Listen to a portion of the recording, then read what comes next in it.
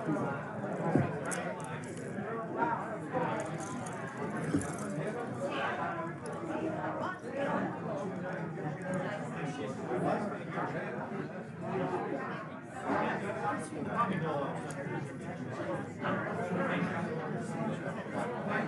you doing? Good. How are you?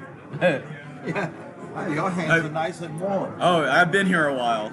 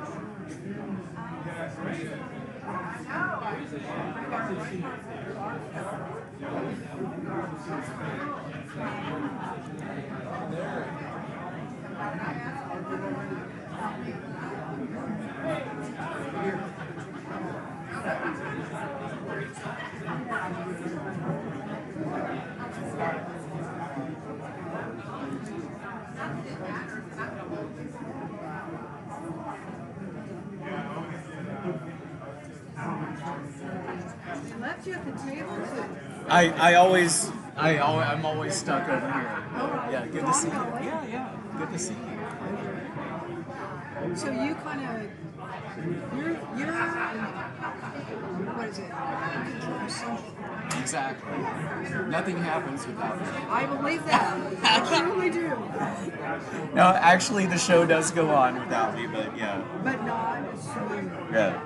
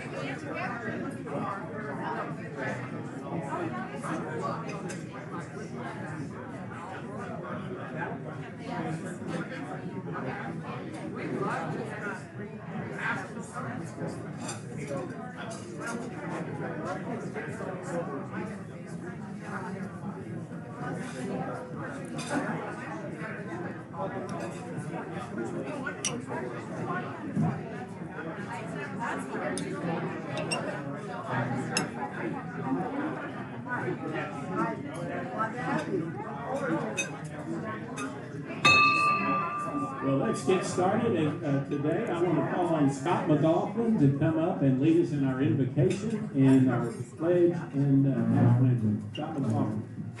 Are you here, Scott? Oh, you snuck up on me. All right, good deal.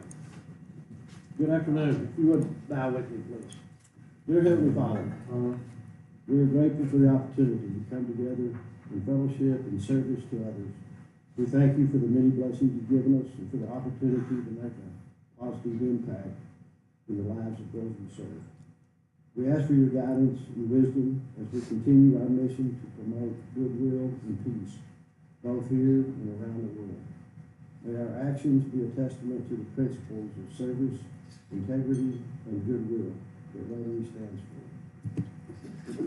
Bless this meal before us May it nourish our bodies and energize our spirits as we work together to make the world a better place. We pray for those in need, especially those who have suffered catastrophic events, the winds and floods in North Carolina, fires in California, and others. May our efforts bring relief and hope to those less fortunate. May your healing touch be upon those who are at war with each other throughout the world. May the leaders of our country be led by your divine spirit to make good decisions. Please give us discerning hearts, clear thoughts, and wise deliberations, both in worldly matters and also as we conduct this business program. We ask that you impart your wisdom and grace upon us, strengthen us in our faith, and fill us with the gift of your Holy Spirit, today and always. Amen. You will join me in the pledge. I pledge allegiance to the flag of the United States of America and to the republic for which it stands, one nation under God, indivisible, with liberty and justice for all. Now the national anthem. Oh, say can you see by the dawn's early light what so proudly we hailed at the twilight's last gleaming, whose broad stripes and bright stars through the perilous fight o'er the ramparts we watched were so gallantly streaming, and the rocket's red glare, the bombs bursting in air, gave proof through the night that our flag was still there. Oh, say does that star-spangled banner yet wave o'er the land of the free and the home of the brave? Amen. Thank you so much. You may be seated. As we get started today, I want to call on Richard. Would you mind a happy bump and introduction to the guest for me?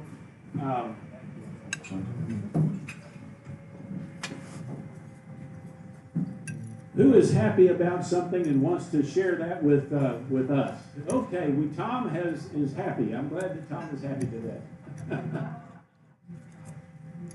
I'm happy because it was Canada 3, USA 2. Oh, you Canadian, you. And we had a contest on the national anthems. If you weren't listening to that game, the two singers they had were a real contest about who could sing the best one. And we would won that. Okay, there you go. Well, we're happy you're happy. Jill? I'm happy that the power grid is holding up. Amen. Absolutely. Anyone else?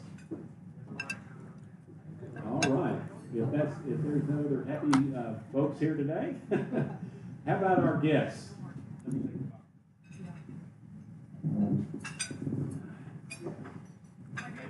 Patty would like to introduce someone. Hi, I'd like to introduce, and she's been here a few times. Tana, you want to stand up? This is Tana Hunter. She's an amazing salesperson on our team at People Newspapers. And I just learned today that People Newspapers is the advertiser, the featured advertiser. So pay attention. And if you're interested, talk to Tana. All right. And then, this is a little fun fact. I know Ann, our speaker today, because we spin together at the YMCA. And there are two beautiful ladies from the YMCA that heard me say, come and support Ann. And so we have... So, yeah. So this is Brenda, And then this is Mona, and they're both from the YMCA, Moody YMCA. And I need to tell you that Mona is the one that sets up all our program meetings when we meet up on the second floor, so she's responsible for that. That's great. Richard, I want to pass the microphone over to Clement George and let him introduce the guest that's joining us today. I think that's known. Well, I was going to introduce Matthew Bell. Matthew, stand, if you wouldn't mind. Matthew is visiting with us for a second time today. He is works with Bain, and he's a former Navy officer, and is that correct? Reservist now, anyway. So welcome, Matthew, and let him know how glad you are he's here. Let's welcome him. Okay, me again. So I am a derelict Rotary member of our club. We have two guests at our table, and I don't know their names, but you should be very proud of them because they came from the Uptown Club to support the speaker today. So go Uptown Club. I'm going to let you all introduce yourselves. Hello, my name is Dawn Dully. I'm from Dallas Uptown. I'm happy to be here to support Ann, and she's a wonderful Rotarian, very involved in our club, so I think you'll enjoy her talk. I'm also the district governor nominee designate for 27-28. So it's my pleasure to be here and to be working with your club in the future. So thank you for having us today. Thank you so much for being here. I'm John Kelly, I'm Dawn's husband, and I'm here also to do And Owen has been of such value to this club through his district work. I'll let Owen introduce himself. Thank you very much. I'm Owen Devlin. I'm president-elect of the Dallas Uptown Club, and I'm here to support Ann. And she's a very gracious person, and it's a good person to get to know. Anyone else? Well, thank you, Richard, for taking care of that. Mary Bishop, are you here? Good, Mary, come on up. She's our marketplace advertiser. We're going to tell us about our marketplace advertiser. Which is? Thank you, Pat, for all you do for the community. And I believe we had a Rotarian who moved to San Antonio recently. William. I didn't know if y'all knew that, but he had really contributed so much too. So we'll miss him. How many of you came from small towns where the newspaper, weekly newspaper, was the most important? What town did you come from? How about Barnesville, Oklahoma?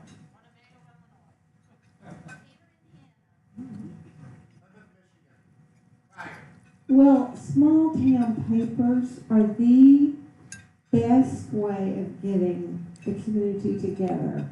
And we have such excellent one in Proxy's People in the Preston Hollow. They y'all know about those. But what you don't know is how many people read those and how many people make choices on buying things. And if it weren't for our small town papers, like Pat's a part of, we'd be missing out on football, pictures of our grandkids and our kids. And then also there's so many other activities, like events, nonprofits, and how much they, Pat and the paper support our Rotary endeavors, like the July 4th parade. And so what I'm trying to say is you guys need to take that paper and enjoy it and be a part of our community. And there's a lot of wonderful statistics I could read to you, but I think the most important thing we can say is we want to support Pat. Thank you.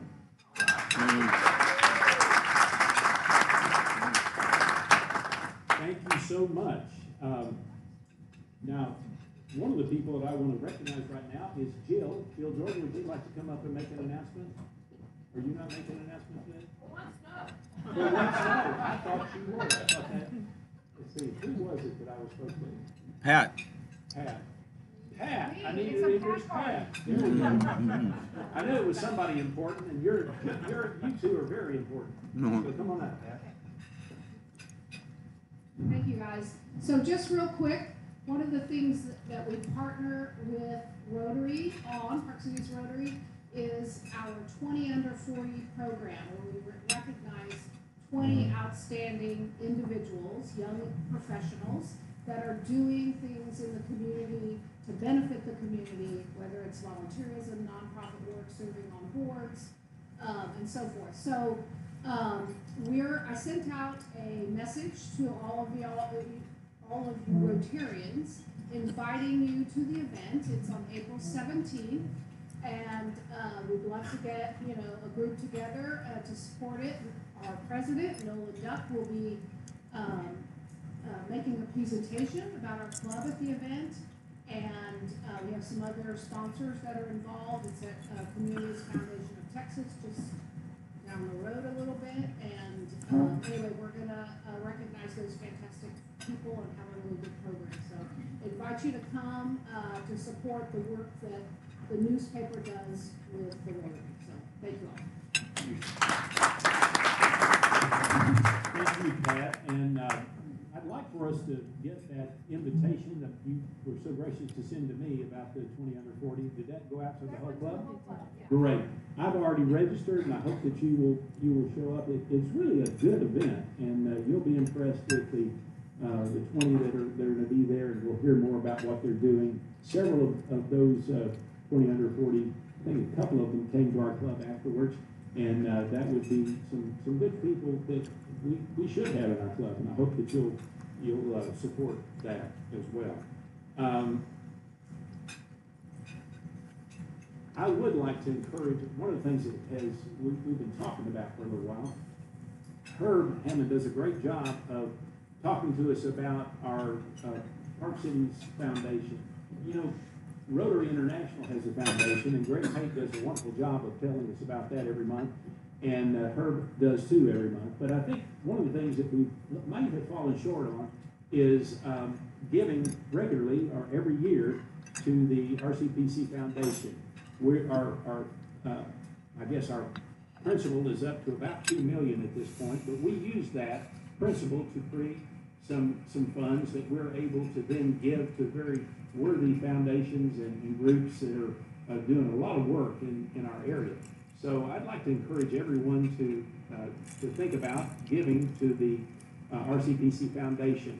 Now, all you need to do is, I think we all agreed to give about $100 a year. Every member, every year, $100 to that foundation. And so if you have a check in your pocket and you'd like to write out a check for $100 and give it to Herb today, I want to encourage you to do that, okay? I did it a couple of weeks ago. It was my birthday, and I wanted to give to the foundation during my birthday month. So please remember that. Then, by the way, there's another thing that we don't do as much with as we need to. Mark, would you like to come up and talk to us about how we might post on Facebook, LinkedIn, other places, and then also the YouTube channel? Yep. So one of the things that we talked about in our past board meeting this past week is, we have these social platforms. We have pages for our club on Facebook, Instagram, and also LinkedIn. They're a great way to share information with those that you communicate with via social media.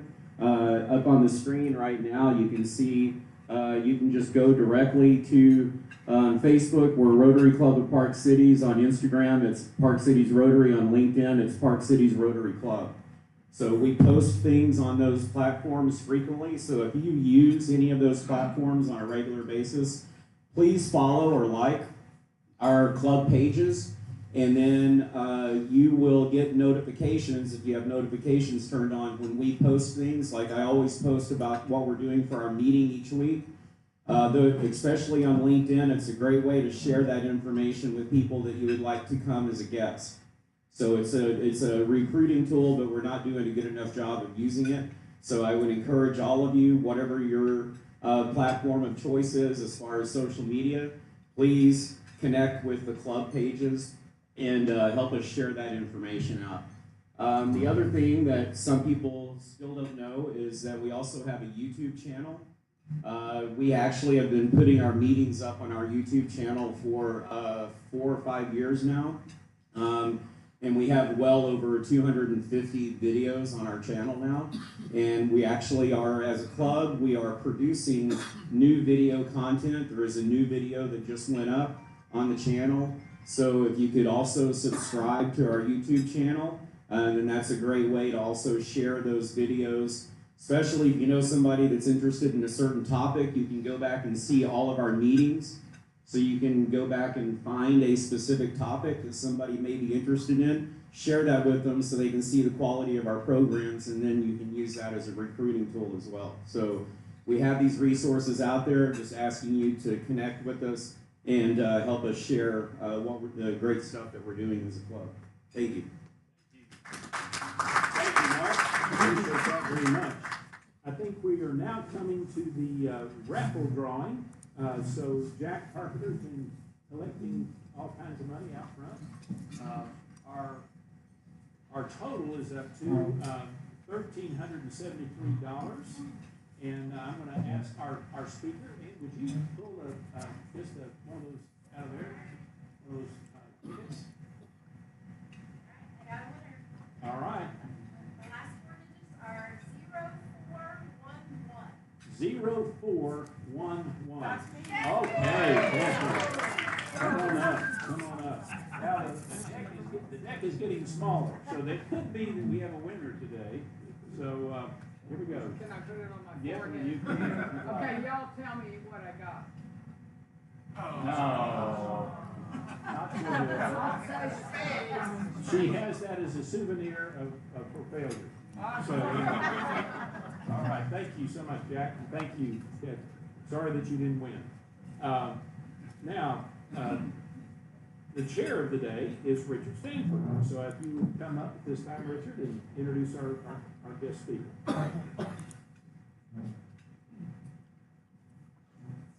And Germann is the director of corporate foundation relations for Senior Source, and kind of general community relations stuff, because I will do a little unsolicited, without breaking into your program, do a little unsolicited endorsement. But Sarah Ollier, I know, does elder law, and probably some other people in here handle. All I know is that Senior Source is an incredible resource, short of adult protective services, and all they do with seniors who want to volunteer, with ombudsman stuff, and in nursing, with seniors on the edge in so many ways in their own homes. And so I don't want to break into your presentation, but it is the go-to nonprofit. It will generally help when you have a real issue with a senior that's struggling. So I want to introduce Ed Germann.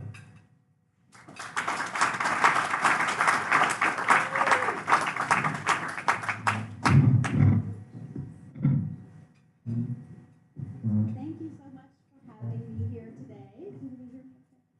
I'm so happy to see so many friendly faces in the audience. It makes this less nerve-wracking. So I'm here to tell you about the Senior Source. Our mission is to enhance the lives of older adults in Dallas. And we do serve Dallas and Collin counties. So everything I'm going to tell you is generally within Dallas and Collin counties. So we like to joke that we are in the growth business. There are 12,000 people turning 65 every day. And they're in, half of the U.S. population right now is over the age of 50. And I don't know if you can see it, but at the very bottom of that slide, I do have a statistic that says that the sale of adult incontinence supplies is currently outselling baby diapers. So if that tells you anything about our aging population, that's my favorite right there. So.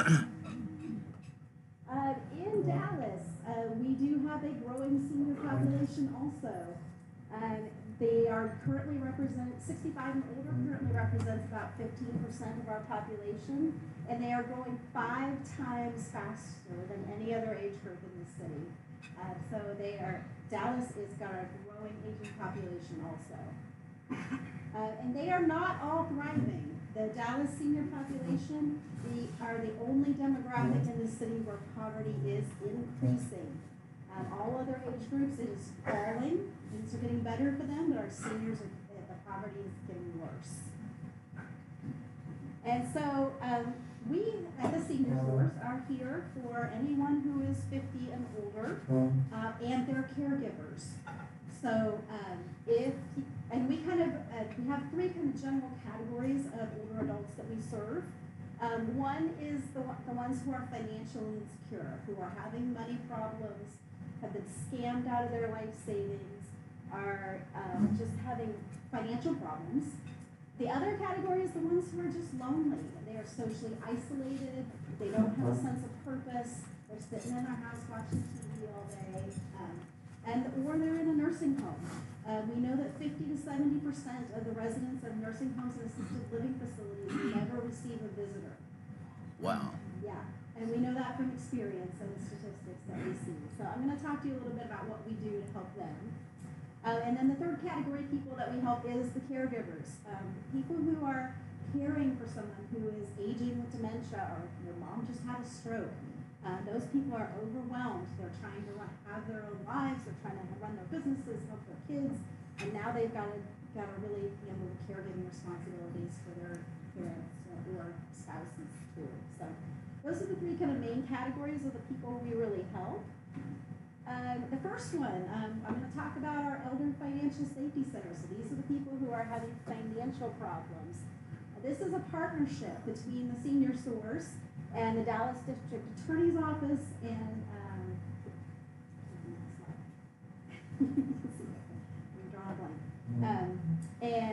so we are trying to prevent, protect, and prosecute financial crimes against older adults. And so the prevention side is what the Senior Source does mostly. We are there to help the people who are struggling financially or have been victimized, to prevent that victimization again, we also know that the ones who have a good job and they have a budget and they're financially secure, they're going to be less likely to fall for the scam because they're not looking for the easy money out there. So we really focus on that prevention side and let the district attorney's office handle the prosecution part. So that is what we do for the financially insecure. In this program, we also have technology classes. So older adults have been left behind in the digital divide. They are not as tech savvy as our younger adults and kids. And so we have classes where we teach them everything from where the power button is on the computer, all the way up through job-ready skills like Microsoft Word, Microsoft Excel, because we know that having those skills is important in today's job market, and if older adults need to have a job, they need to have those skills. So, technology classes. And the next program the program I'm going to talk to you about is our guardianship program. There are about 100 older adults here in the Dallas area who have been deemed by the courts to be incapacitated. They aren't able to make decisions for themselves in any way. So they appoint the Senior Source as guardians of those people. We make all of their financial, medical, and legal decisions for them, and we are with them until the day they die. So our staff, you can see some of the pictures of some of the guardianship clients that we adore up there. So they are with us, and they are part of our family. Next program I want to really talk to you guys about, and this one might be something that's really important for all of you all, is the caregiver support program. I'm sure some of you have had to be a caregiver for someone who is aging, your parents, or someone who's ill. We have experts on staff who know all the best resources here in Dallas. They know all the best tips and tricks for the ways to be the best caregiver you can, and to manage your own mental, physical, and emotional health while you're caregiving.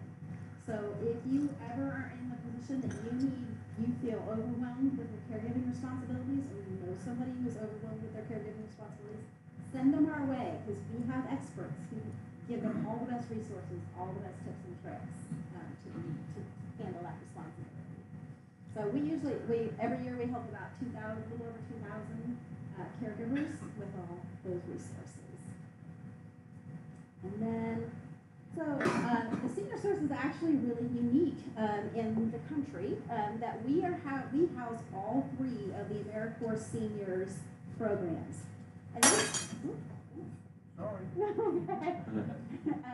these programs are, like I told you earlier, one of the categories of people we help is the ones who are socially isolated, lonely, they don't have a sense of purpose.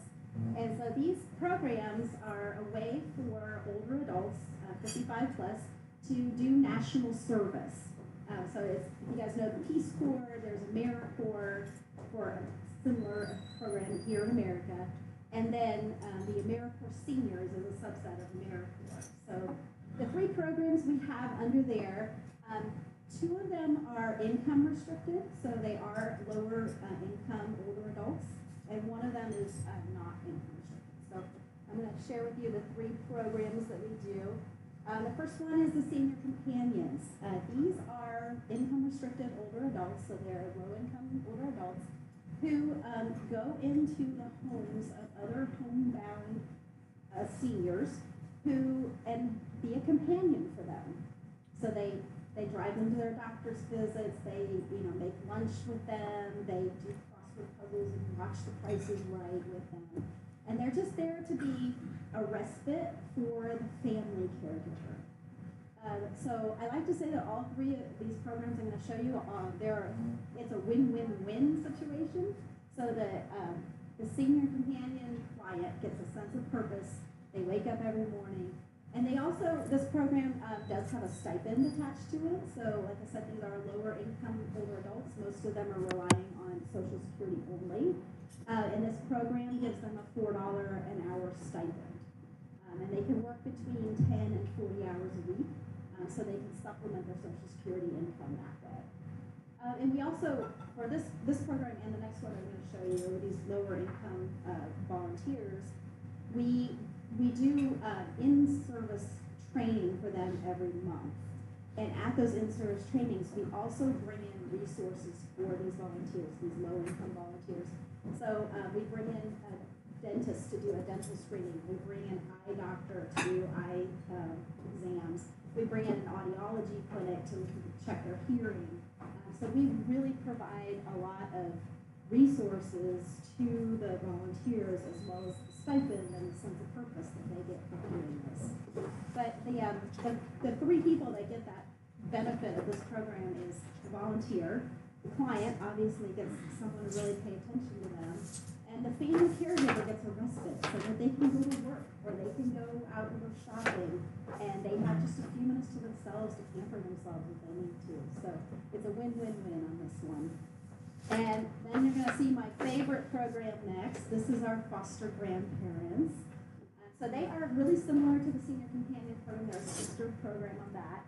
But instead of going into homes and taking care of homebound seniors, they go into the daycare centers and the preschools and the schools. And they're there to be a support for special needs kids. So they are assigned a special needs kid in that class. And if there's a baby center, they rock the babies. If it's a little older kid, they help them tie their shoes and open their juice boxes.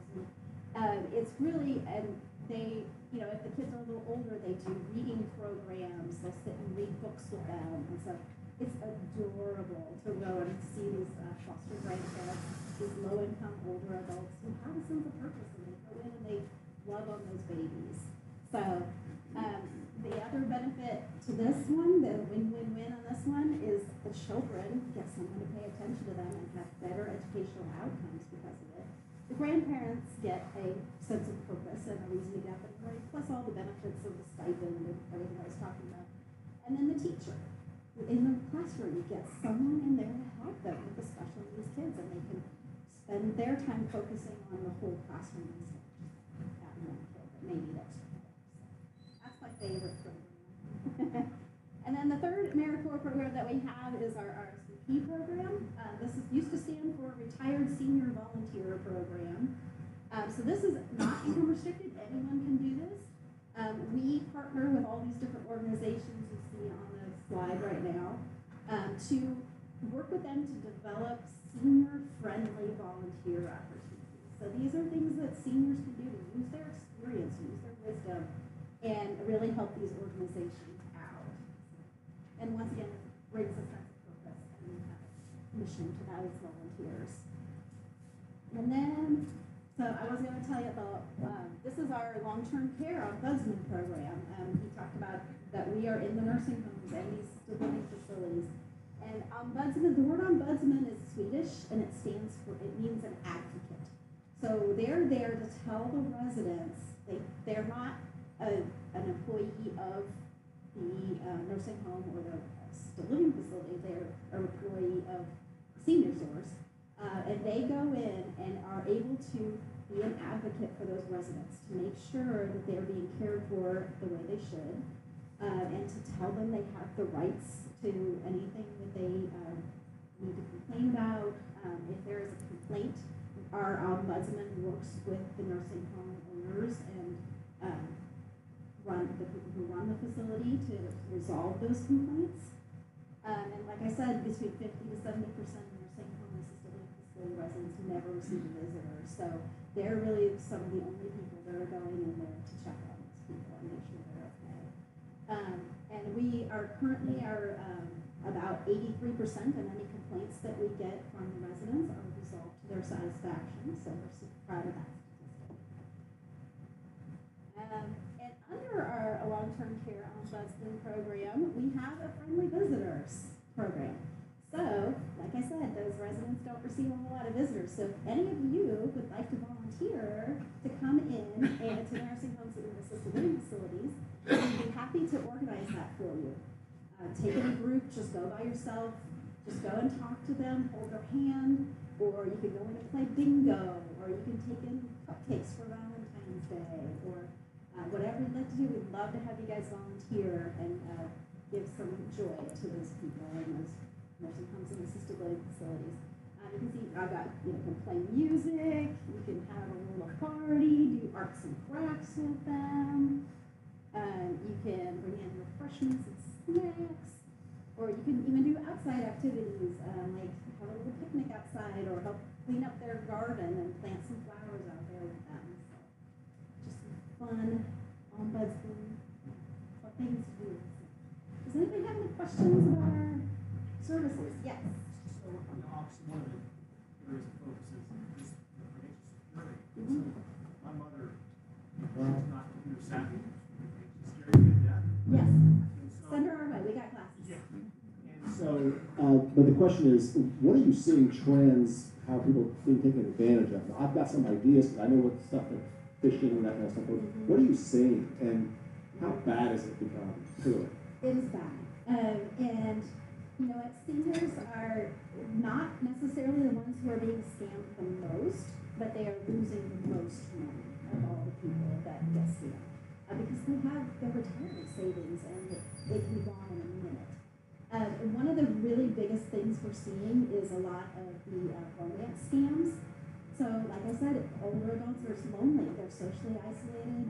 You know, so if their spouse dies, they are just lonely and want somebody to talk to, and some nice person texts them and says hi, and they reply, and it starts a whole conversation. So, and they end up losing their retirement savings. So, yeah, the romance scams are really bad now. Actually, I don't know if anybody of you saw Dr. Phil, but one of our staff members was on Dr. Phil just a couple weeks ago talking about the romance scams and how to spot them, how to avoid them.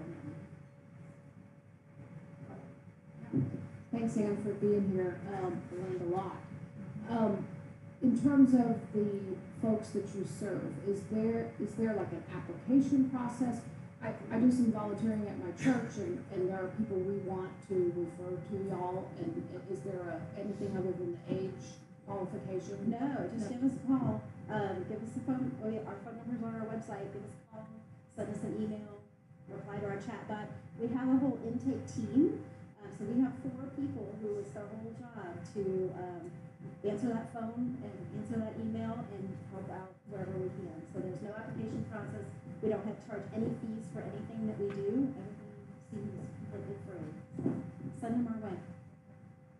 Sir, I have a question about going into nursing homes.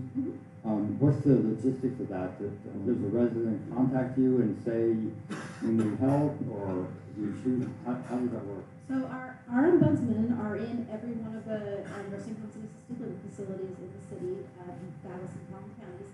So we know those are activities directors, and we can connect you. So just give us a call and tell us you want to volunteer, and we can connect you into a nursing home that's close to your office or close to your house, and we can set it all up as the activity director there at the facility. Hi, I'm an estate planning attorney. So you say you serve as a guardian of the estate. Is it for individuals who probably are defined as low income or low resources, or is it for anybody who would need a guardian No, of the estate? it's anybody. If the court has deemed them incapacitated and assigned us to be the guardians, then we do have their decision making. Are you ever appointed in their documents? Like, for example, so it's only in the guardianship role that you're saying you want to serve, not in any other fiduciary. Correct. Only in the guardianship role. And yeah, that is all incomes. We have clients who are in the poor series account, and we have clients who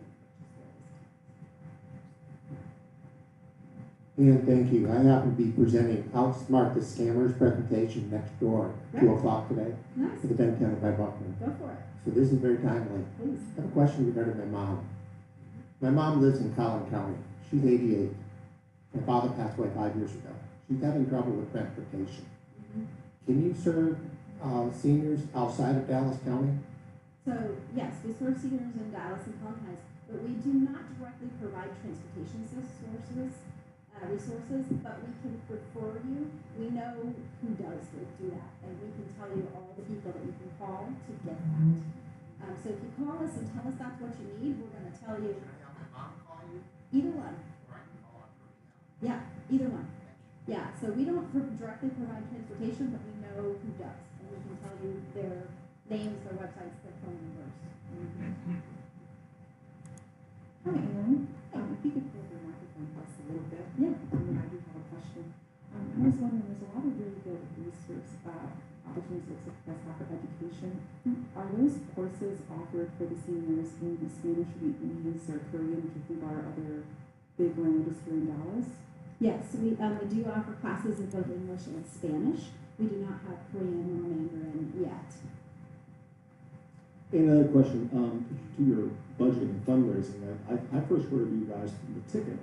Yeah, George yeah, Cummings, the Jump Jam. the Jump Jam, which Did you come to Jump Jam? I've been in the past, but I haven't. But that's when I first heard about it. Where else were you getting your budget concerns and needs? Yeah, we are so lucky to have this. We do several fundraising events every year, and actually, if you guys have time on Thursday, we are having our biggest luncheon fundraiser event of the year at the ANTHEM. It's called the Spirit of Generations Award Luncheon. We're going to be honoring Elaine Agathar this year, who is a big executive in the banking, and she's been big in philanthropy here in Dallas and Fort Worth. So that's our biggest award luncheon of the year, fundraiser of the year. It's on Thursday. So we do that, and we also do Jump Jam, and we do a dinner, a SSH dinner in the fall. And then we are also, we get a lot of our funding from North Texas Giving Day, end of year campaigns, and we have a lot of the very prominent philanthropic players in this town are very supportive of our mission, and we're so happy to have them care about our older adults. And so we do get a lot of private funding also. And about 33% of our funding is government funding. So the government frees grant payments. We are concerned about that, and we're making plans for if that continues or is implemented fully. So. I have an observation and then a question. Number one, I saw where the city of Dallas, or Dallas County, the average age is 40 and less. And when you go out to any of the new restaurants, you can verify that they're all young folks. My question is, where you have 2 or 3 seniors living in a house in a residential area, for example. And the question is what kind of care are they really getting? And who monitors that? And what kind of service do you all provide for those individuals living in those conditions? So we, there are several levels of care that can be available to older adults. The most supportive is what we call skilled nursing. It's what we call a nursing home. And then there's assisted living, which that's a little less hands-on by the nursing staff and all of that. And then there's independent living, there are group homes, there are things like that that are not as much support from the nursing staff and all of that. So the senior source is in every nursing home and assisted living facility. When you get down to those less hands-on kind of facilities like independent living, group homes, that kind of thing, the senior source, I mean, we would be happy to provide those residents with any kind of services we would offer to anybody, but we do not have any direct service that we provide as far as oversight on their care and well-being. Does that make sense? Now, I remember sitting in on Carl Burball's step and hearing him talking about getting air conditioners for people. Yeah. I mean, you help them support themselves in their home in some way, but explain how you do that. Yeah, so every year we have what we call our Beat the Heat event, where we give away window air conditioners to low-income older adults who do not have cool air in their homes. Can you imagine living through a Dallas summer with no air conditioning? But so last year we gave away 600 air conditioning units to people who did not have cool air in their homes, and that is one of our big events every year. We also, in conjunction with that giveaway, we hold a resource fair. Because we know that people who can't afford an air conditioner are also probably need a lot of other resources. So we have people in from all the other nonprofits that can provide food and shelter and utility assistance and everything like that. So we have a resource fair for those people to come and see too. Yeah, so it's a really good event. We're always excited to do it. Last year was the first year we did 2 different distributions with the resource fairs, and this year we're going to actually do 3. So we're going to have one in West Dallas, we're going to have one in Irving, and we're having one in Oak Cliff. So we're really trying to be out in the community supporting the neighborhoods and the people that need support. The last time I was on jury duty, it was an elder abuse case. And I was one of the first ones that they prosecuted. And I was really fascinated with the fact that the city of Dallas has an entire division that is set up just for that. I know you said you're not into the prosecution, but maybe you could shed a little light. I mean, I don't know that I ever knew that before. Yeah. So Adult Protective Services are the ones who are the first people on site when there's been an elder abuse case, and then they a lot of times will bring us alongside them if it is particularly a financial crime against those people, to really help them get. So one of the main things that our Elder Financial Safety Center does is we help people sign up for benefits, SNAP benefits, SSI benefits. So that whole process is very computer literate. You have to be very computer literate to get signed up for those these days. And it's a very cumbersome process with all the documents. So a lot of seniors don't know how to do that. And so they just don't even try. So we go in to those situations and we really try to support them and get their income and their expenses down, get income up and their expenses down while the prosecution is going on the other side in the district attorney's office. Does that make sense? I'm going to ask one to somebody else. The AAA, the county tries, the government tries, there's the AAA and all those sorts of things to help seniors.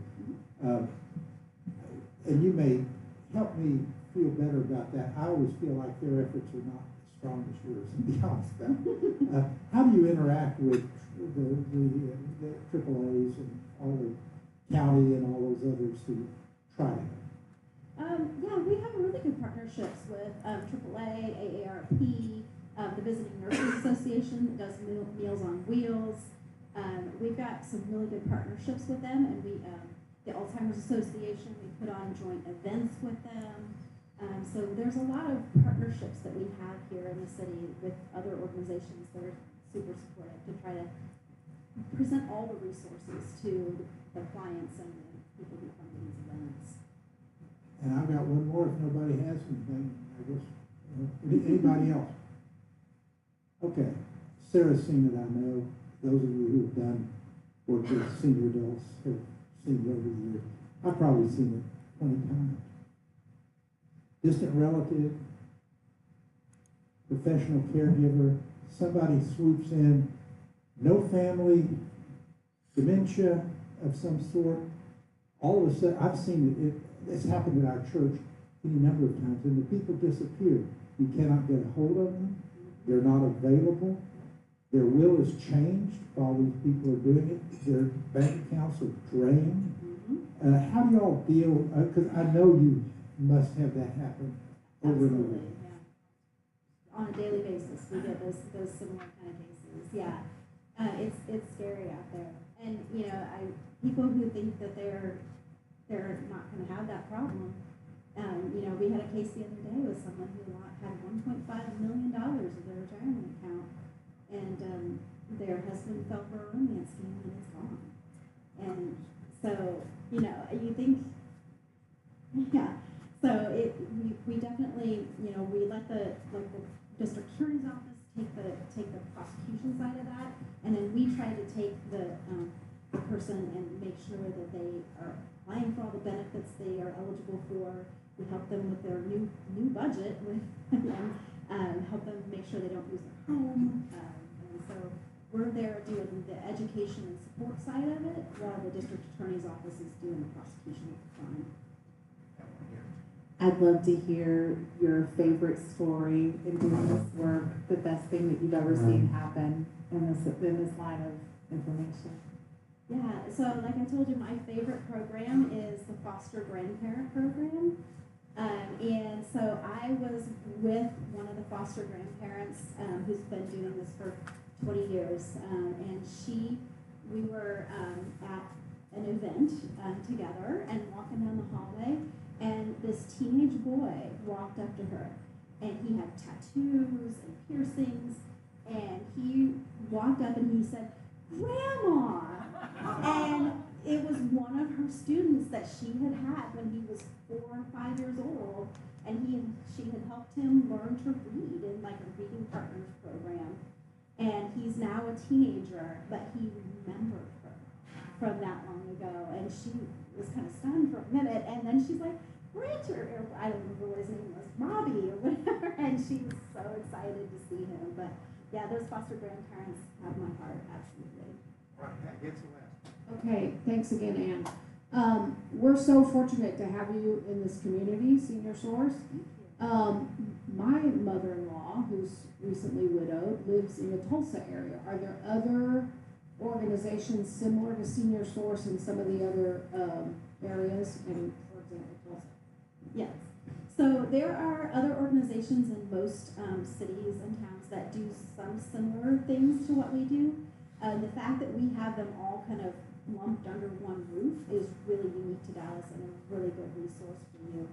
And if you have someone like that who needs resources in another town, if you call us and tell us what you need, we can probably tell you what to look for.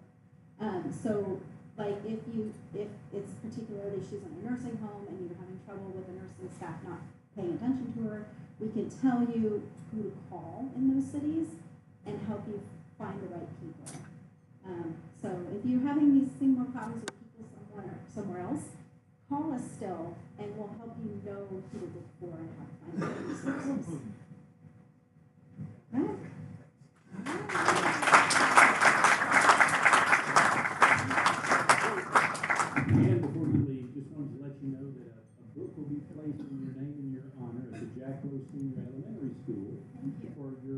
be with us. I mean, it's a big paycheck that you get.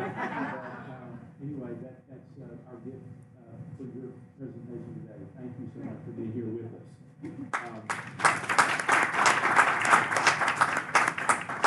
One thing that has occurred to me is many of us in the room have not had the challenge of taking care of an older parent, and that is on the horizon for many of us. And this is great information. I wish I had this when I was trying to take care of both my father and my mother, and then my wife's mother and father. That would have been helpful to have those resources in mind. So I'm glad that some of you have had the opportunity to hear about it before the need is there. So that's great. The next week, Tom Foley will be our speaker, and he'll be speaking on behind the scenes in the restaurant industry. The chair of the day is Jeff Brady, and he'll do a great job, leading out in that arena. So now let's all stand, and Jeff Sheehan's going to come and lead us in the four-way test.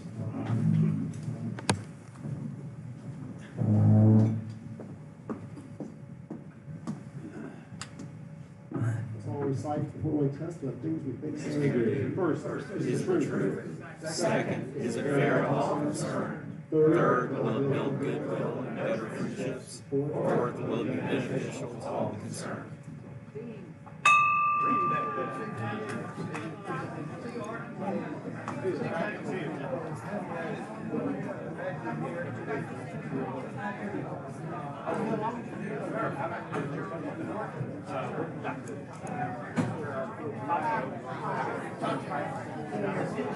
Good to meet you too.